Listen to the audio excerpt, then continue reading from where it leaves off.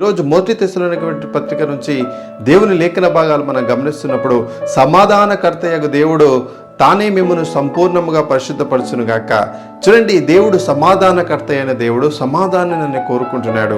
మనుషుల్లో ఆయన సమాధానం కోరుకుంటున్నాడు, కానీ మనుషులు అనేకమైనటువంటి రీతిలో సమాధానం లేని వారిగా అటువంటి జీవితాలను జీవిస్తూ ఉన్నారు. అయితే ఈరోజు ఈ లేఖన భాగాల ద్వారా దేవుడు నీతో మాట్లాడుతూ, ఒకవేళ నీ జీవితంలో సమాధానం లేనటువంటి పరిస్థితుల్లో నువ్వు ఉన్నావేమో, సమాధానం లేనటువంటి జీవితాన్ని నువ్వు కలిగి ఉన్నావేమో, అయితే దేవుడు ఈ లేఖన భాగాల ద్వారా ఈరోజు నీతో మాట్లాడుతూ ఉన్నాడు.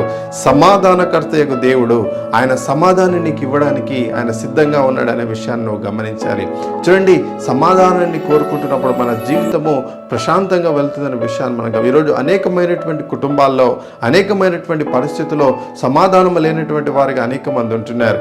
కానీ దేవుడు అంటా ఉన్నాడు, మీకు సమాధానాన్ని ఇవ్వడానికి నేను సిద్ధంగా ఉన్నాను. ఎందుకంటే ఆయన సమాధానకర్తయగు దేవుడు, తానే మీకు తోడుగా ఉంటానని, తానే మీకు ముందుగా ఉంటానని ఈరోజు ప్రభు వాగ్దానాన్ని ఇస్తా ఉన్నాడు.